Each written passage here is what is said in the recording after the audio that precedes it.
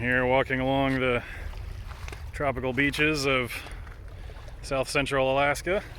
I'm here with my geological assistant and geologist in her own right.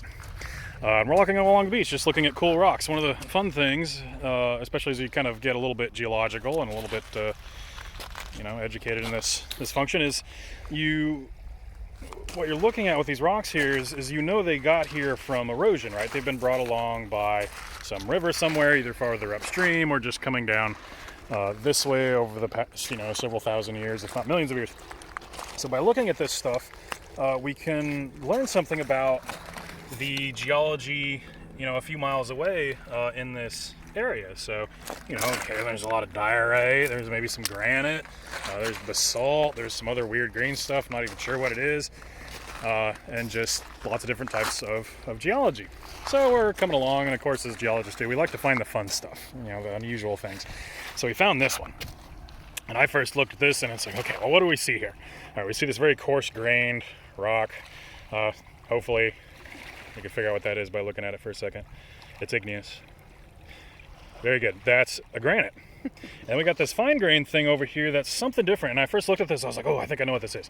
Okay, we've got a granite here, so an intrusive igneous rock. And then there's this fine-grained stuff in here, and I kind of wondered.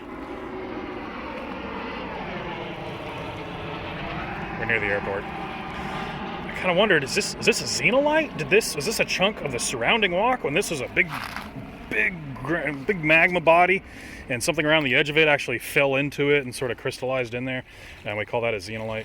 We kind of looked at it closely, and I asked this one here what she thought of it, and she said something else actually. She said, "Oh, I think it's an intrusion." Intrusion. Okay. Well, let's look closely at it. What do we see? We kind of have a geological problem here, and we want to look close on this edge here. And what do we notice? Oh, yeah, there's a piece of quartz there. It looks like it belongs to the granite over here. There's another chunk. Some smaller chunks in and around there. So, it looks almost more like this actually came into here while it was hot, and then this stuff got melted off into here. Almost the opposite of what I was thinking of, where this was all molten and this piece fell in. It looks like this was actually a rock, and this came in. So she's thinking maybe this is kind of like a magma dike that's coming in, or a sill or something. An intrusion into this granite, and then it melts off, little pieces. It pulls off little pieces as it comes in there. And then we can even see, if you look, there's these little lines across here that were fractured, and looks like they got filled in. They continue all the way across. You can just barely make them out, and it's a little bit easier in person, but not much better. But that's a good line right there. So that happened after the fact of both of those, and you got that material crystallizing in there. So neat little geology problem, unusual little rock.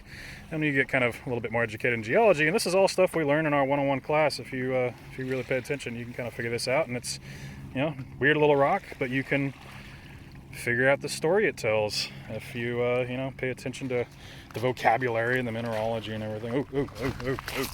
There's another weird one.